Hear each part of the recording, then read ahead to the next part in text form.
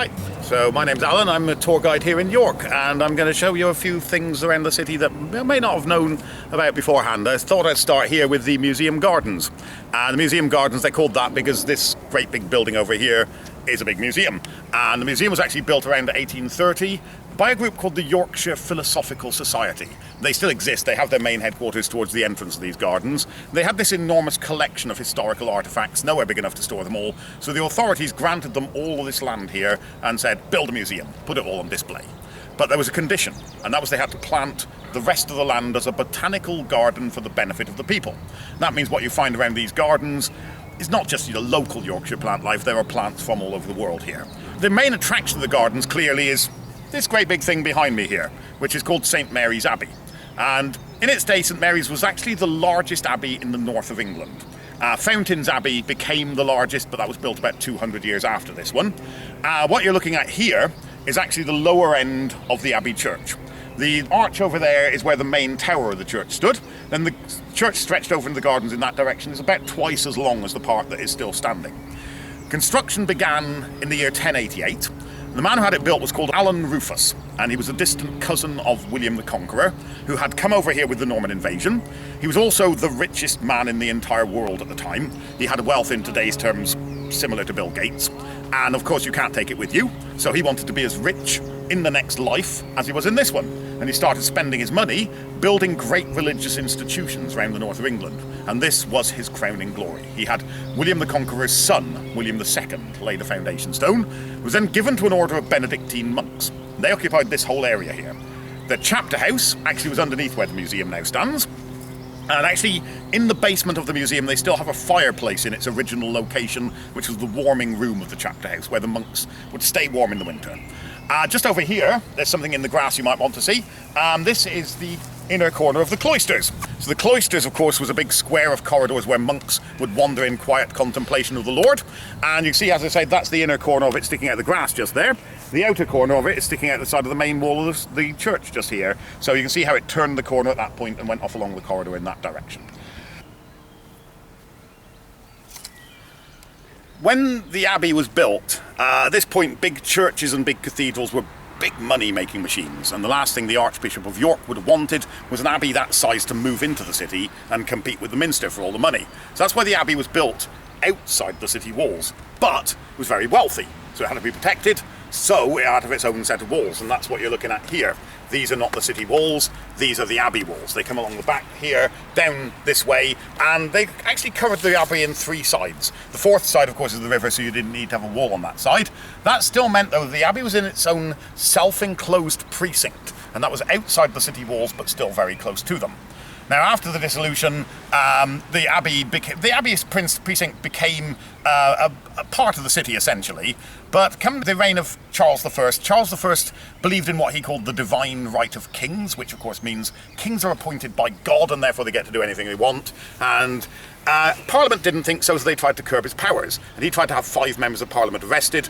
They resisted him. He realised he couldn't work with Parliament anymore, and he moved his government up here to York.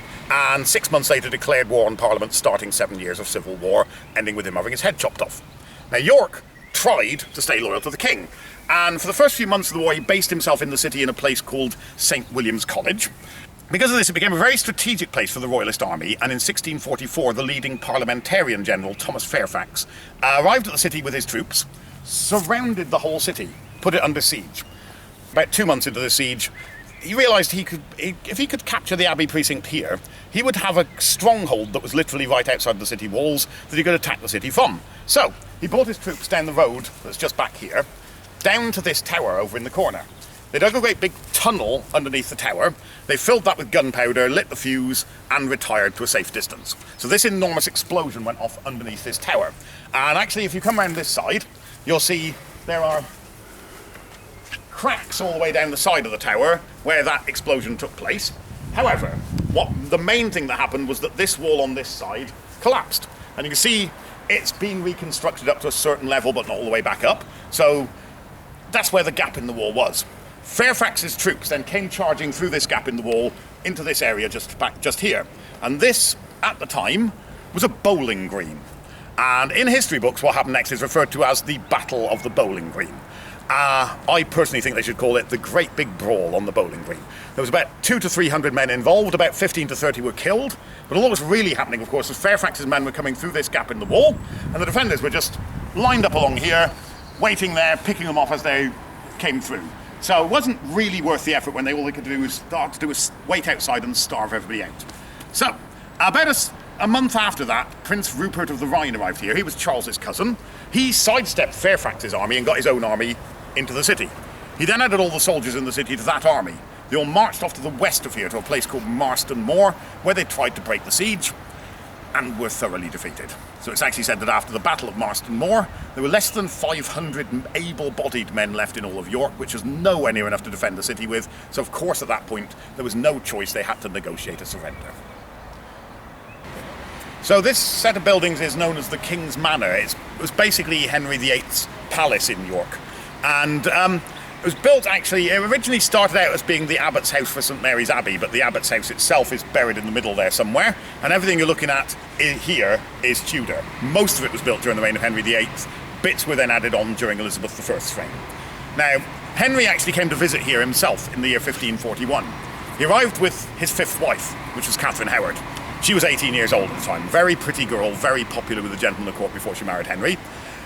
Very popular with the gentlemen of the court after she married Henry. Henry was 50 years old, massively obese, had both gout and diabetes, and all these things together had resulted in he could barely walk, and he had pus-filled running sores all up and down his legs, and he may have had syphilis as well. So, not the most pleasant man to be around. So Catherine started a bit of a dalliance with a young man in Henry's train called Thomas Culpeper. While they were here in York, Catherine and Thomas were said to be seen most days arm in arm, deep in conversation, wandering around this square that we are currently standing in.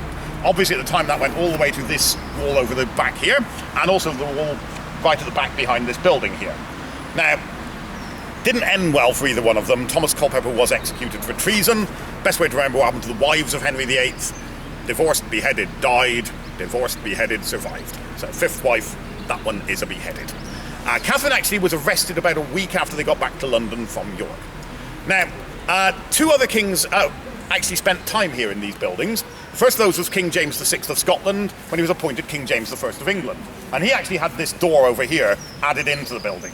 So you can see actually, if you look at the structure of the building, that there's been various different things, changes made to it. You can see up here there's some brickwork that used to be a window, is now just a wall. And he had this door added into it. And actually this, if you can follow me over here, this door only has one of the things. I'll show you this door here, which is a bit more obvious, but you might notice there's the heads at the top of the two doors there. The one on that side, furthest away from us, is a head of James I himself, and then on this side is Anne of Norway, which was his wife. So he had these two doors added onto the building. He came here on his way from Scotland to England to take up the throne, and of course he knew that the English might not be very happy to have a Scotsman as a king, so he's actually spent about 3 days here in York, occupying the building here with his train, and then having parades through the city centre to introduce himself to the people. One more king spent time here, and that was Charles I, who I've already mentioned. He arrived here after he broke with Parliament. He moved his treasury and his Ministry of State into here, and this is his crest, just above the door here. You might notice just below the crown at the top of it, you've got the letters CR picked out in gold. That stands for Carolus Rex, which is Charles the King in Latin. The crest itself actually displays the fact that from James I onwards, the monarchs were the king of both England and Scotland at the same time. So the crest, which used to have a lion on each side, from the time of James I would have a lion on one side for the English king and a unicorn on the other side representing the Scottish king. So you can actually read the crests and decide exactly who the king or which period of history you're in from what the shape of the crest would be. The buildings themselves are now part of the University of York. York, being an old, venerated and great city of Europe, of course has to be a great seat of learning, a great university city. So York applied for its charter to open a university during the reign of Queen Elizabeth I. And were granted it during the reign of Queen Elizabeth II. 1963. So actually they're 56 years old, but in the National League tables, York is now considered one of the better universities in England, so they are doing pretty well for themselves.